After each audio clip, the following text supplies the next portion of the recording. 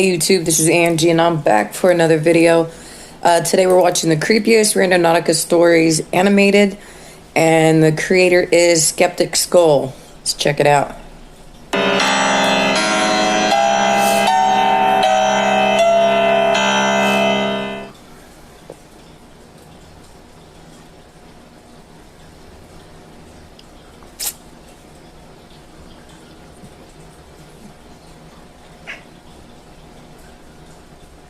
Come on.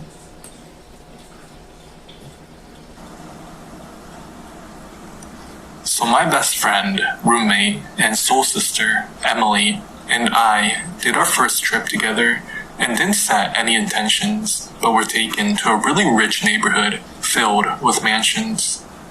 On our second trip, we were also taken to a wealthy neighborhood. This time, we did set intentions of love. However, this is not what we found. This time, the pin was located on the only house in the neighborhood decorated for Halloween. You guys care if I vape? But these were not cute and fun Halloween decorations. They were pretty intense, if you ask me. A lot of hanging dolls and possessed creatures. Anyways, we went home, and then this is where the real scary stuff goes on. I woke up at 4:30 a.m. with sleep paralysis, which I am very familiar with, because for one summer a few years ago, I had it 3 to 4 times a week. Damn. And I normally am not scared during it, but this time I felt a very dark energy. I woke myself out of it by moving my fingers, a trick I learned that summer. I prayed for protection from God and gave myself a pep talk about not being afraid and went back to sleep. I woke up again at 6:30 in sleep paralysis, and this time I was lying on my side facing the wall where my white pillows should be. But instead, I saw a black square, like a TV screen, but I knew there wasn't a TV. So I woke myself out of it again and went to Emily's room. Hey, good thing to know if you have sleep paralysis.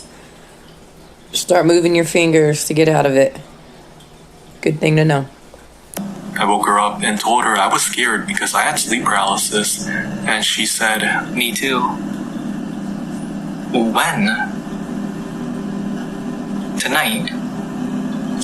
I laid down, and as I was trying to fall asleep, I was hearing a lot of high-frequency tones at different pitches. Almost like if high-frequency tones were a wind chime. All in all, it was scary, and we both independently came to the conclusion that it had something to do with our little trip.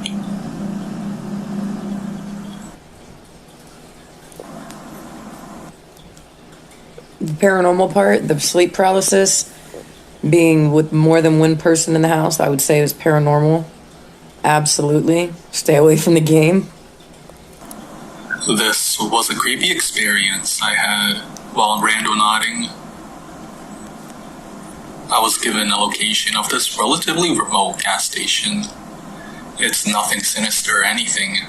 In fact, the exterior looked like it had been freshly and recently refurbished. The location point given by the Randonaut bot was behind the gas station, but I just wanted to head in the gas station to check it out and buy a few drinks. Well, the station smelled extremely bad, and it was humid and hot, making it really difficult to breathe. The first thing I noticed when I entered the station was the layout of the store. It was unusual. It looked like a cheap corner store in a really, really run-down neighborhood. Everything there was really outdated. It had some dirty and broken tiles, moldy ceiling panels, and stuff that looked like it had been on shelves for decades. I took a glance at the register, which was located at the back of the store, and I kid you not, I am a 6 feet male, and the lady at the cash had to be at least 7 foot tall. To be honest, she didn't even look human. Oh man, sorry guys, alarm. She emanated this horrendous and terrifying aura that filled my entire body with fear. She just looked at me in disgust, as if I was invading her territory. This sense of dread that overcame my body kicked in my fight or flight senses. Something was not right. What am I smoking? I quickly grabbed a pack of chocolates from the shelf and placed it on the register counter. I looked away from her, never meeting her gaze, while she handed me the card reader machine. I inserted my card in the machine when my card declined. It has never done this before. In fact, this card was relatively new, as I only had it for a few months.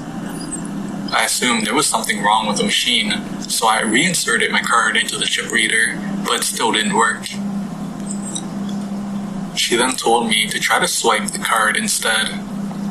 I swiped it once, and after what felt like years of her intense gaze, the machine finally read my card.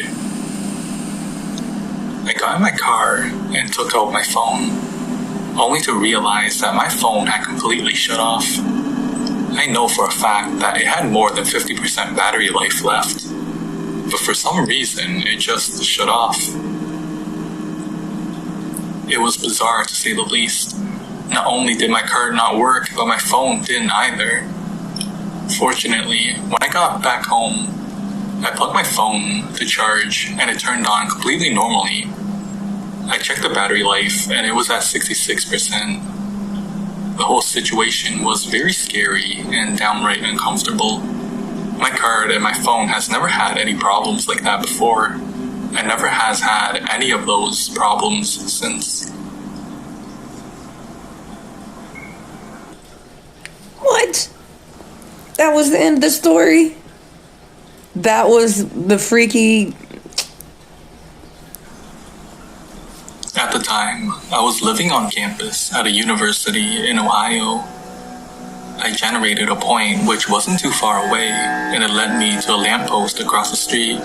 It was definitely somewhere I would never think to go to, especially at that time of day.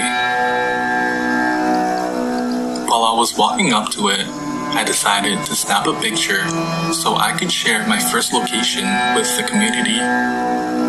The community also encourages users to pick up any items found at the location to create a more random effect in their life, a sort of butterfly effect. Well, anyways, when I finally got up to the lamppost, I found a glove lying next to it, so I went to snap a picture of it. Except this time, my phone froze. I decided my phone was just bad, so I snooped around a little more and started walking away. However, when I began walking away, my phone started working again. I decided to go back up to the lamppost to try and take a picture again, but this time, my phone just turned off completely. To make a long story short, I went back to my dorm, and my phone just turned on perfectly. The weird part is, though, when I checked my camera roll to post a picture to the sub, it was gone.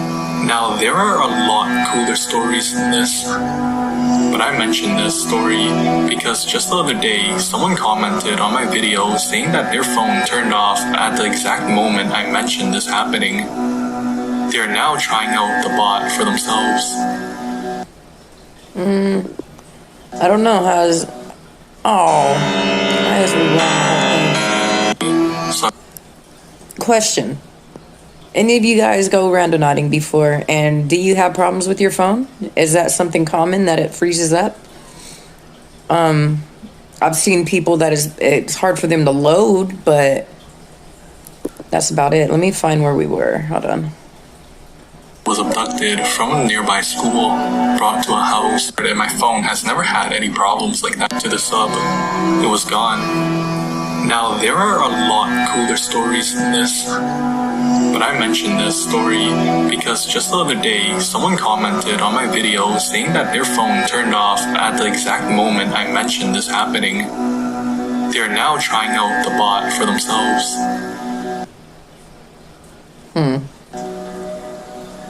I went out for a late night walk with my friend. As we were walking and talking, I started telling her about this app, and we decided to find an attractor. A little backstory on my friend. She's an artist and for quite a while specialized in portraits. At one point, she was working on a project where she would paint portraits for families of children who had passed away. As we turned onto a street, she says, "I think this is the street where that little girl died." I am immediately kind of freaked out and asked her what she's talking about. It seems that several years ago, a little girl was abducted from a nearby school, brought to a house in this neighborhood, and murdered. Damn. As we got closer to the attractor point, it becomes clear that the point is going to be in the farthest back portion of someone's front yard. She says, "Oh, it's on the other side of the street." I'm still not exactly following what she means, so we walk to the end of the block and up the street so that we are on the other side of the tractor. And there is a small, beautiful little pocket park. Lots of flowers, benches, and little free library. She then proceeds to tell me that the house that used to be where this park is was the scene of that horrible crime. It was dozed down and the park put there in remembrance of the little girl. And she had painted a portrait for the little girl's family after her death.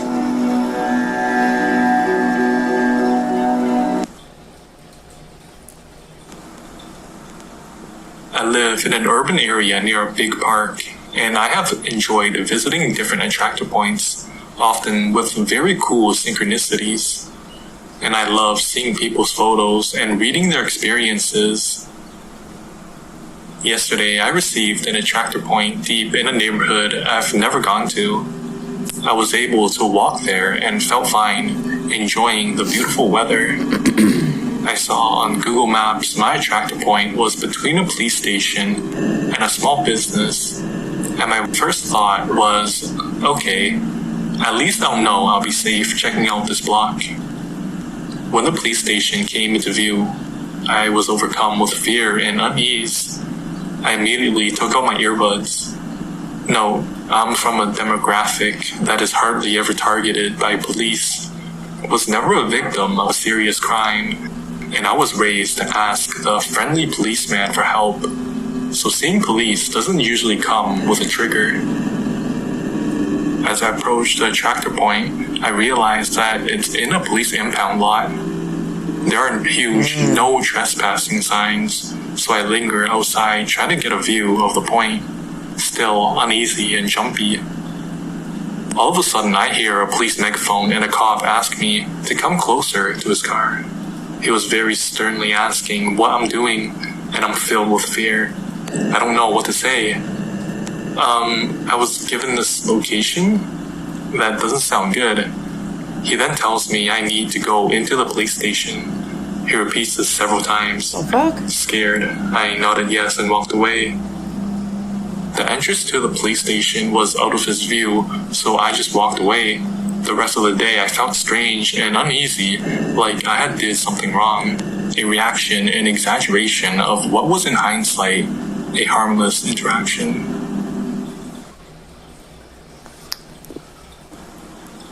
Okay, that one was stupid. Sorry, that one was stupid. It gave you an uneasy feeling and a cop told you go inside the station? Like, bullshit. Bullshit. First, I went to the wrong place because I got confused when giving the bot my Oh yeah, and these are supposed to be true stories, by the way. I should have said that. location. I saw a nearby point on the map and thought the bot generated it. I went there, nothing much happened, then realized that the point was actually just a very bad representation of my supposed location. The location was actually what my phone thought was my location. The bot had not generated it. I did not have time to do any more, so next I tried the actual bot locations that day. I might add that while going here, I fully believed that it was legit. I did not realize it was a mistake location until later, but felt no foreboding on the way. But since it did not come from the bot, I do not consider that my first real trip. After some confusion, this time I correctly generated a random location. After work on a Friday, it was a cemetery in a nearby area I had never visited. I did not even know it was there. Now, I am not spooked by cemeteries. I even used to rent an apartment across from one, and I enjoyed the quiet neighbors. Still, it was a bit weird though. I drove there, but the gates were already closed for the day. I tried the cemetery again today, Sunday, after verifying it was open. I tried to call, and my phone froze completely, which it has never done. I couldn't even get the power button to work, but I found hours on the website with my laptop. I went there, and this time I did feel a sense of foreboding on the way. But hey, it is a cemetery, so who knows? I started walking towards the specific spot the bot generated. There were tons of fresh flowers around. Seems like most plots were full of people who died around the 80s to recently, but absolutely zero people walking around in the entire place other than way down by the main building near the road. Creepily, the bot spot turned out to be way in the back of the cemetery and was the exact start of a line of presumably empty cement grave liners. Some had wires on them, I assume, so a machine can grab and lift them when they are needed. I was kind of creeped out. I decided to walk alongside them and then go visit a lake region that had many lines of housings for cremated ashes and containers. Most of the plaques were still blank. I felt a great sadness at that time. I kept thinking about people I knew who had died in the past or might die in the future. Eventually, I walked back towards my car. I saw another car that had illegally parked behind me at a weird angle, even though there were tons of open parking spots all over. Then a very old hippie woman comes rushing out of the building. She looks right at me and says, "Sorry, but I had to go. I couldn't help it. I had to go." I assumed that she had to go to the bathroom, but word choice was kind of creepy. She then began laughing, and I presumed that she was talking to her husband in the car, but she could be talking to me too. She smiled, got in the car, and drove off, and I did the same. Okay. Make sure you guys go check him out. Video wasn't bad. It was actually a good video, but I think I'm going to stay away from the animated Randonautica because it just ain't the same. But tell me what you thought about the video down in the comment section. If you're new to the channel, make sure you hit that red button, that subscribe button.